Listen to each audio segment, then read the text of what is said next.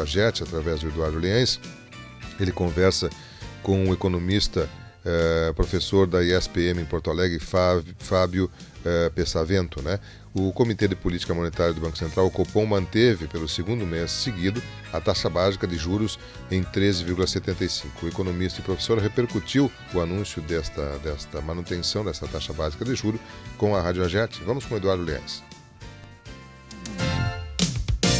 O Comitê de Política Monetária do Banco Central, o Copom, manteve por unanimidade a taxa básica de juros em 13,75% ao ano. Essa é a segunda vez que a taxa é mantida. Para repercutirmos a decisão, vamos ouvir o economista e professor da SPM Porto Alegre, Fábio Pesavento. Professor, qual o significado dessa decisão? Era uma decisão já esperada em função do arrefecimento do processo inflacionário. Claro que há um arrefecimento, é uma queda da inflação, muito em função da redução dos impostos sobre itens importantes do IPCA, como combustíveis e energia elétrica. Alguns desses impostos federais devem voltar em 2023. E isso, inclusive, está no radar do Banco Central, que deixou isso claro na nota divulgada ontem. Além disso, o cenário para 2023 ele vai sofrer importantes alterações, em especial em termos de crescimento econômico, no Brasil e no mundo. E a economia crescendo menos tem um impacto sobre a arrecadação. E arrecadando menos, obviamente, né, o equilíbrio entre gasto e arrecadação, no ano de 2023, que a economia mundial e brasileira provavelmente vão crescer menos, obviamente o endividamento público que está numa trajetória de redução, essa redução ela pode ser estancada e a partir daí ter um aumento de novo do endividamento, colocando, né, um ponto de interrogação sobre o comportamento das contas públicas. Então é um mundo com maior grau de incerteza que é habitual, é um mundo, portanto, com maior volatilidade e, infelizmente, é um mundo com menor previsibilidade. Para tornar esse cenário internacional, né, que já é complicado, ainda mais complexo na nossa realidade, no Brasil, nós temos um período eleitoral que se define agora, né, nessa semana, e a partir daí os desdobramentos de como que o novo governo, ou o atual governo, vai lidar com essas questões, com o crescimento menor do Brasil e do mundo em 2023.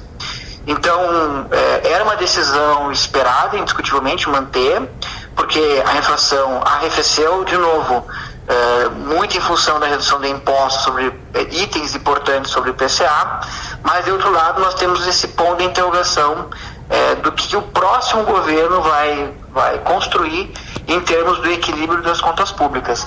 A arrecadação, ela vem num crescente, isso é uma boa notícia, mas, de novo, é em função de um crescimento econômico atual. Para o ano que vem, com taxas maiores de inflação no Brasil e no mundo, indiscutivelmente é um freio de mão, porque o crédito fica mais caro e isso impacta negativamente sobre o consumo e investimento. E isso, obviamente, repercute sobre as contas públicas, especialmente na arrecadação. Então, realmente, o mundo não tem colaborado com o Brasil e nesse aspecto, a incerteza e, consequentemente, a volatilidade, ela aumenta, prejudicando a previsibilidade de indicadores econômicos. Economista e professor da SPM Porto Alegre, Fábio Pesavento. Independente do resultado das eleições de domingo, o que é certo que em 2023 o poder público vai precisar continuar injetando dinheiro na economia para ajudar os setores que estão com dificuldades. É uma equação difícil. Esse é o grande ponto de interrogação, porque o próximo governo vai herdar uma situação fiscal que ela é um pouco melhor, porque nesses últimos meses nós reduzimos o endividamento público, nesses últimos meses de 2022 nós aumentamos a arrecadação, mas, de novo, a perspectiva para 2023 é de um crescimento menor e, portanto, de arrecadação menor. Simultaneamente, tu tem que manter gastos, e os R$600 do Auxílio Brasil serão mantidos, tem um custo de 50 bilhões. Qual é a solução que o próximo governo vai construir para tirar esses 50 bilhões do orçamento? Então, nesse momento, nós nós temos alguns balões de ensaios, como taxar PIX, como voltar a CPMF por parte do Paulo Guedes. Nós temos, por parte da campanha do Lula, uma sinalização que esses reajustes de pensionistas, o reajuste do salário mínimo, todos acima da inflação, manutenção de R$600 também, mas sem uma solução ou apontamento, né, de onde esse dinheiro, esses recursos serão retirados. Justamente num ano que será um ano mais complicado em termos de arrecadação. E aí provavelmente essa conta não vai fechar. Então, indiscutivelmente, quem ganhar no próximo final de semana, as dificuldades em termos de contas públicas vão tomar corpo. E aí, com uma inflação que diminui, mas que ainda é persistente, torna esse ambiente mais incerto. Gostaria de novo de trazer boas notícias aqui para os ouvintes, mas esse é o cenário posto para 2023. Podemos ter uma surpresa? Podemos, mas o mundo inteiro está aumentando as taxas de juros, o mundo inteiro. E, consequentemente, tem um impacto negativo sobre o consumo e sobre as nossas exportações. E, além disso, a tendência dos preços daquilo que o Brasil exporta diminuir para 2023, então uma receita de exportação menor também, né, já que o agro é importante aqui no Rio Grande do Sul. Então, assim, montando um cenário para 2023 e olhando para diferentes áreas, regiões do planeta, e ao mesmo tempo para diferentes setores da economia, realmente as previsões não são as melhores.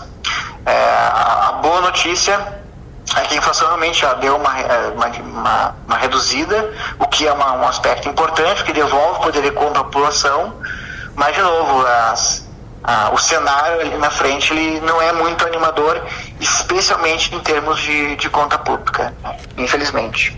Redução de taxas de juros só a partir de metade do ano que vem? Será possível? A sinalização é essa, a partir de junho, julho de 2023, com essa tendência, porque quando a economia cresce menos, isso auxilia no combate à inflação, porque infelizmente aumenta o desemprego. Então, acaba auxiliando, e aí, claro, o Banco Central pode voltar a reduzir a taxa Selic. Mas, de novo, né, nós temos um mundo ainda com a guerra na Ucrânia, está chegando o inverno na Europa, os governos terão que dar subsídios para financiar a conta de energia na Europa. Eu acho que o episódio do Reino Unido essa semana deixou muito claro esse cenário. E aí, de novo, né, é só um cenário de inflação e desequilíbrio fiscal que vai atingir apenas o Brasil. Vai ser um fenômeno global. E, de novo, né, a guerra ela coloca mais um ingrediente de incerteza, e o não encerramento desse conflito prejudica, né, a previsibilidade, porque põe um elemento adicional de incerteza. E, claro, isso não é bom para a economia. Nós gostamos de previsibilidade e, a partir daí, tomar as decisões de consumo e investimento. O mundo não está ajudando para construir essa previsibilidade. E, como eu disse em outras oportunidades, do Brasil nós temos esse cenário eleitoral, e não está claro, em nenhuma das duas propostas, como que o governo vai construir recursos para garantir o que está sendo prometido na campanha. Isso não está claro ainda, e esse é o desafio, com certeza, do próximo presidente. Este foi o economista e professor da SPM Porto Alegre, Fábio Pesavento. Para a Rádio Agerte, Eduardo Liães. Obrigado, Eduardo, que nos trouxe as informações desde a Rádio Agerte. É claro que a gente fica